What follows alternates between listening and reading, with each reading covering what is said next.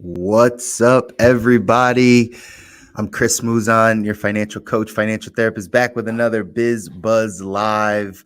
On today's show, we're going to be talking about the profession of education. What's happening in the education system? What's happening to teachers? Why are teachers dropping like hot flies? I think that's the saying, right? why are teachers have so much turnover? What's happening in the education system?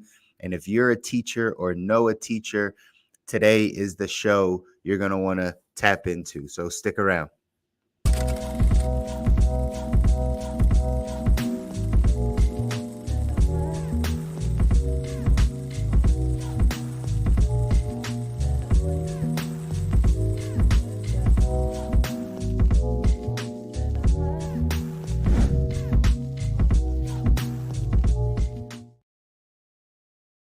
All right. What's up, everybody? It's Chris Muzan. I'm back with another episode of your BizBuzz Live here every single Wednesday.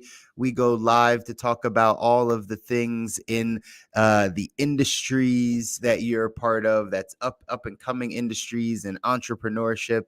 Again, as a financial coach, financial professional, someone that gets a chance to guide people down the path of improving their financial life. One of the things that I often hear is the way that people make money is the problem. The money that is coming in, or the lack of money that's coming in, really is the issue. And so we started this show to start talking about some of the ways that money is coming in, the industries that people are in. What are the changes that are up and coming? What's happening in the entrepreneurial world, or just in corporate America? But we want to stay abreast of all these situations because this is a crucial part of our financial life. A crucial part of our financial life is learning how to make income. I remember a conversation or some comments that we were going back and forth on a Facebook post a while ago, where I said that one of the things that people need is just financial education. It's really just a financial education thing. Normally, if we're not doing well financially, it's possibly because we have the wrong information. And that wrong information has led to habits that don't serve us getting to where we want to go. And I was having these comments, and someone in the comments said, it's not just about education. If people can't just, pay for their necessities, if people are trying to figure out how to, make ends meet and put food on the table before their next check, that is the priority. It's people just aren't making enough money. And my response to that comment was, not being able to make more money is an education thing, right? Like, if you don't know exactly how to make more money, many times we get stuck in a similar job, we get stuck in a career path because we actually don't know how to go off and make other money. We actually don't know how to go off and increase our skill set, or have different networking conversations to give ourselves new opportunities. It still comes down to an education thing of not maybe knowing how to do it. So that was the premise of these lives. Again, we're live on LinkedIn, live on YouTube right now. The premise of these is so that we can start having conversations around the areas in which we make money, the professions, the careers, the changing landscapes of entrepreneurship and business ownership, or self-employment, or college, whatever it is that we talk about. Because this is one of the top drivers, if not the driver, in our financial success. It's our ability to make income. So that's what we're here talking about. On today's show, we're talking about educators,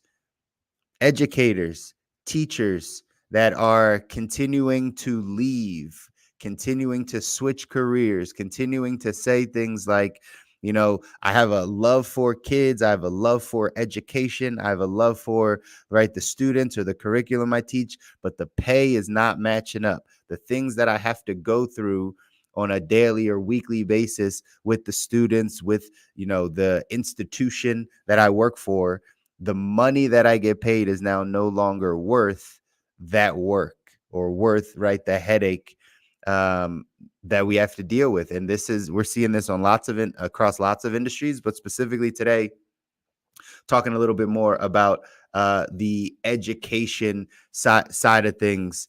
And again, if you know a teacher or you are a teacher, this might hit home with you. But again, we're about not just expressing the problems, to know that these are things that are happening, but also talking about the solutions, right? The solutions, and exactly what's going on out there. So something to pay attention to. This was an article from the Wall Street Journal a couple days ago. It was posted on LinkedIn also, that said why teachers are leaving the profession. It said the sub headline, that says turnover is down from its peak in 2022, but still remains higher than normal. New data shows. So it's showing that teachers are still not at the height of 2022 when there was a lot of turnover, but still to this day, teachers are continuing to leave the profession. So I'm curious, right, for everyone that is listening, if you are a teacher or you know a teacher, why have you left, or what are some of the challenges? Right? What are some of the challenges? Drop your comments below. Drop a comment if you are a teacher to say what have been some of the challenges, as to if you're currently, like, why you're thinking about potentially leaving the career, or potentially switching some things, or what are the perks, what are the benefits if you are a teacher, if you have left the industry as an educator, why did you choose to do so? One of the things that it broke down in that article was just why turnover is so high, and one of the things is the pay. One of the things talks about we don't value our educators, and so obviously the pay for most teachers is lower than what they could expect. Many educators are getting higher level degrees, right? Master's degrees, PhDs, in order to go teach, right? And the cost of those degrees, again, we have to reevaluate the ROI of those degrees. Is it really panning out when the salary of full-time teachers in the $60,000, $65,000 range, or whatever the case is, but yet you have a master's degree that maybe you had to pay $60,000 for to get that master's degree? Does it really pan out? Is it really the best return on our investment? These are questions that we have to ask ourselves. But again, this is what a lot of educators are going through. A lot of educators going through this fact that, you know what, one, the money is not where it needs to be in our industry. Two, not getting the support that they need, not getting the support from the institutions, the kids not being on their side, or right, whomever they're choosing to educate, not giving them the easiest road to be able to do it. And there's a lot of these conversations happening that are saying whether or not this is the place that we should still be putting our time and energy as a profession. Now, I think I mentioned this on a couple posts, that it's obvious that we don't value our educators. We don't value the education system. Obviously, people that are entrusted to raise up the next generation, to educate and inspire the next generation, right? You would think have a high value in our society, but from an economic standpoint, clearly not.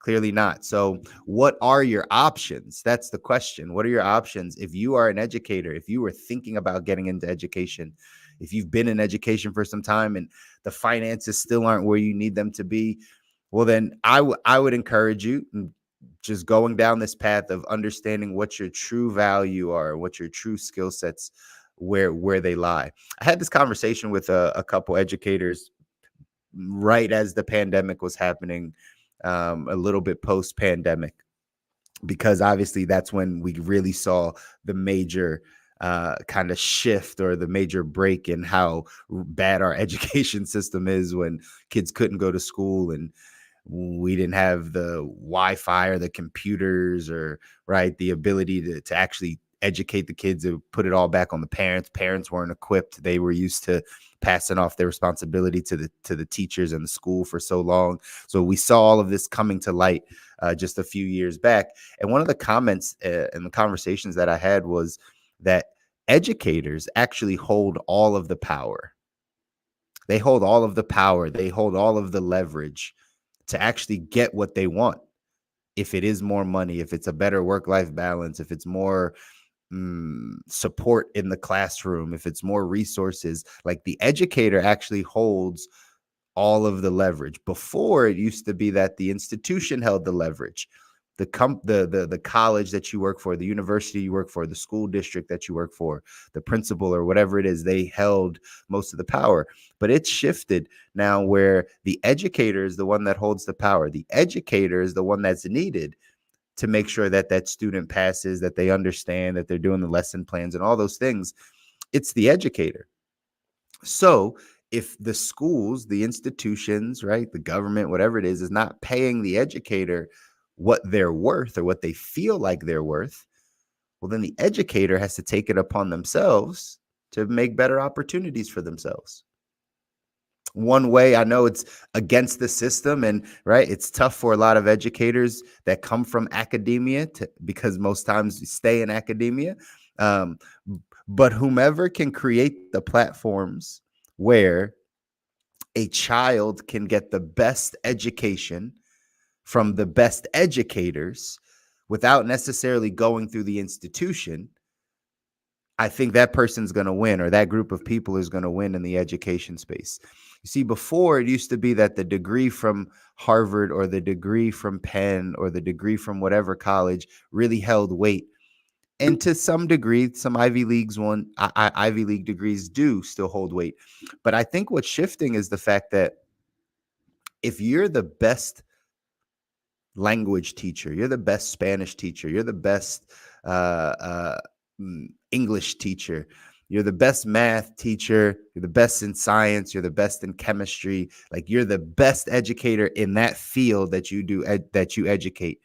You hold the power because there's parents like myself, right? And I'm sure there's others out there that want their child to not necessarily be have a degree from the best institution, so to speak, but be trained and educated by the best educators. Irregardless of institution, irregardless of where you live, if my child has the best in each category, the best science teacher, the best chemistry, the best math, the best English, the best arts teacher, the best piano teacher, the best in all of them, I know my child's going to do well. She's going to be more well-rounded. Before, it used to be the institution. Now I believe it's on the educator to say, you know what? I'm the best at math. I'm the best math teacher. I'm the best whatever educator. Now I just need to go find the people, the students, the parents that value that. They don't value the school. They'll pay me directly, and I'll get paid exactly what I'm worth because I know I'm the best at what I do. I know I've been teaching for 17 years, and I know how to get a student to go from here to here. I know the different learning modalities or whatever it is. So I do this for a living to be able to help the next generation. I would rather pay that educator to come teach my child than to just send my child to the right school district and hope that she gets the right educator. So I really think that the educators have all the leverage. The educators have all the leverage, but because of the system that we're in, sometimes we don't know how to utilize that. We don't know how to execute on it. So here's some quick thoughts as far as maybe some advice or some tips that I could potentially impart for anybody that is in education that says, hey, the money's really not there. This isn't paying me what I'm worth, but you love education. You love helping children, or right, whoever you choose, because some of you can be adult educators, but you love just educating. Then go find a way to actually communicate firsthand with the person that you're educating and show them the value and allow people to pay you directly to be able to educate them. Again, we might not have a platform for it. It may not be something that you've thought about doing, but if money is an issue, or you think the institutions are not paying you what you're worth, and you have to go show and prove to the marketplace your value, and educators are holding all the leverage, you just got to go find the parents and the people that are willing to pay for that expertise. But I really think that could be a huge shift in education. If you're not going to stay in education and go that direction, think of all the skill sets you've created by being in education, by being in a classroom, by putting together lectures, by communicating, by all those things. Now go take that and move it into a supplemental industry. Right. Again, I'm in the financial services space. We have a lot of educators that have come from the or come from the education space and moved into the financial services space because we're educators. We teach people about money. We're just teaching adults normally, and we're teaching them right about a subject that none of us really learned about, in all honesty. Right. So there's a lot of benefits to it. But again, that's you identifying your skill set and utilizing that skill set in a completely different industry, which you're capable of. It's possible that you could do that. So again, so many teachers and educators are not getting paid what they're worth. It's not a profession that will help them get to the financial life that they want. Remember, that's why we started these. We can talk about different industries and where is a good place to make money and being an entrepreneur and all that stuff. But at the end of the day, you're trying to get your financial life in order. You're trying to build your financial foundation, build on top of it, do all the things that you want to be able to do, from saving to investing, to providing for your family, all of those types of things. And on a teacher salary, typically it's very difficult. Nothing's impossible, but it's very difficult to run a household or a lifestyle on a single teacher salary. So if it is to be, it's up to us, right? If it is to be, it's up to me. So that means if you're listening to this and you're in the education space and that's you, and you're like, hey, I'm not really making the money that I want to. I don't see this getting any better. I don't see how I can raise my discretionary income without getting a second, third, or fourth job. Then you really want to evaluate, as much as you might enjoy it, is this still the industry for you? If you want to continue to push down the education space, I'm going to encourage you to be more entrepreneurial.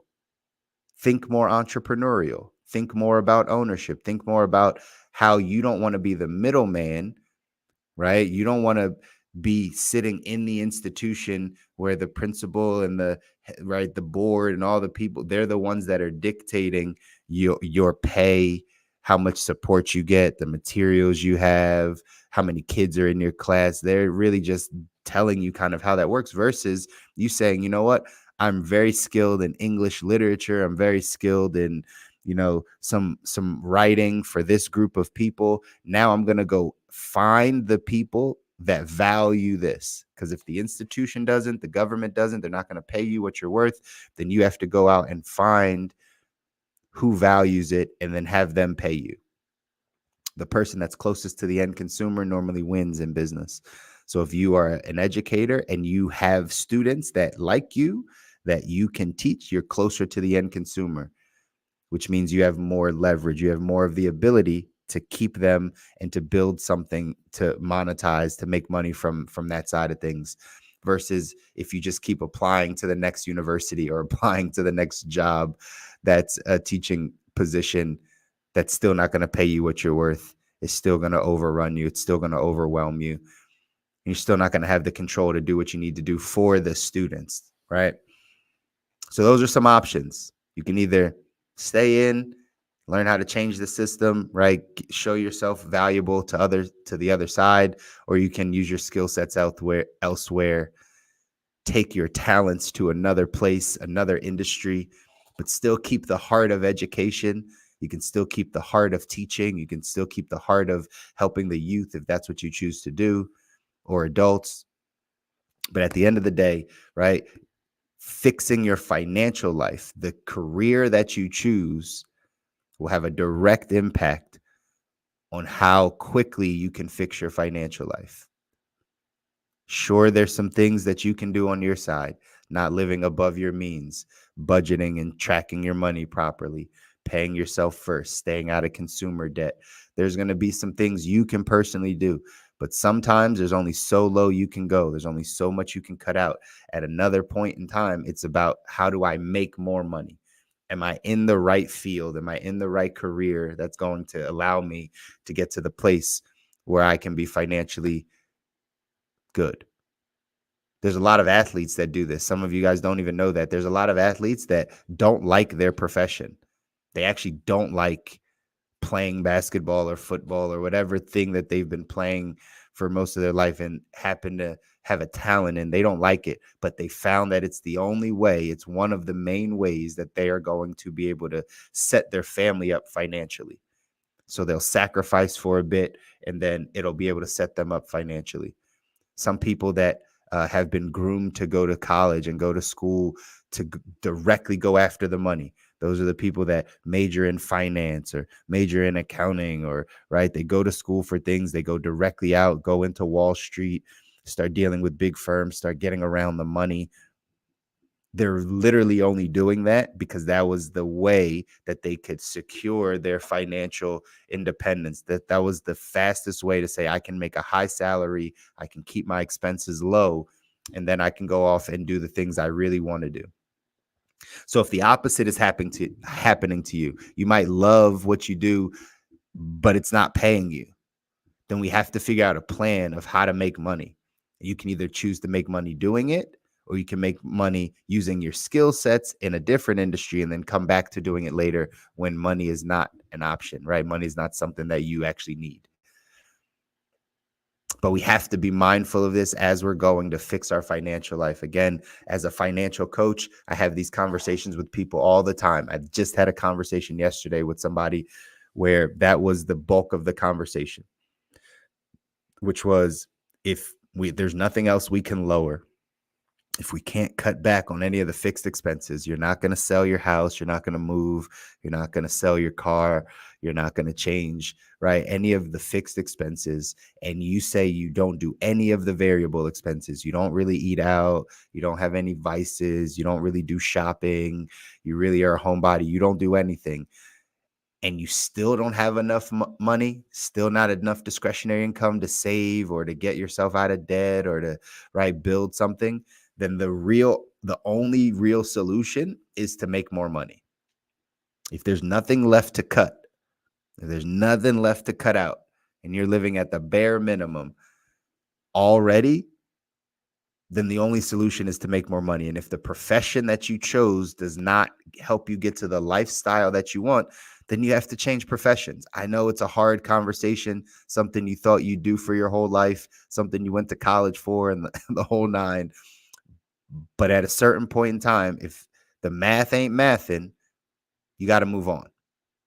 And education happens to be one of those industries. There's some, most, professors or, people that are in academia have multiple positions. They have multiple jobs. They have multiple different places that they teach at, or right. That's normally the way it works. So this is why educators can get tired, can get drained, right? It can become tough. But again, the solution is, if that is what's happening to you, you always have an option. Utilize that skill set in another industry, or you keep utilizing it in education, but do it in a different way. Don't sit around and wait for someone to validate that you're a great educator and that you deserve more money. Go add your value to the world, to the marketplace, to the students, to the people that want to learn, to the parents that are hungry for their kids to learn. And you go and you become valuable to them, and the market will reward you. The market will pay you everything that you deserve. But that's the message. I know a lot of you are educators, or you might know some educators. Have them watch this, right, to get some solutions. If the solution is you just need to get better with your money, reach out. Send me a message. Let's have a conversation around how to budget, how to track your money, how to cut down the variable expenses, how to pay yourself first. If you don't know anything about your 403B or your 401k or your TSP or whatever, right, product they give you, let's sit down, let's talk about those things, because one day you're going to want to retire. And a lot of times people are just taking education jobs for the benefits, but yet we don't know the benefits. So let's sit down and have these conversations. But most importantly, I want you to utilize your skill set in a place that will help you set your financial foundation up. Put your skill sets in a place and your talent in a place that has the horsepower to generate you the money needed, the income needed to go off and do all the other things that you want to go do. but you got to have courage to go do it, ladies and gentlemen. It doesn't take money to make money. It takes courage to make money. So maybe you need some courage to change the career or step out of that toxic work environment, or look into doing something better for yourself. But I'm going to encourage you to continue to do so, because your family is dependent on it. Your financial life is dependent on it. And ultimately, your happiness and fulfillment is dependent on you doing good work out there in the world that pays you well. All right, y'all. Next Wednesday, every Wednesday, LinkedIn and YouTube, we're coming live. Drop some comments in. If you're seeing this on the replay, drop some comments down. Let me know exactly what your thoughts are. If you're an educator, if you got out of education, if you want to get into education, you got some questions or you're trying to figure it out, drop some comments. Let's start having a conversation on some of these industries and what we need to do to keep building our financial foundation. I'm Chris Muzan. Until next time, take care, you all.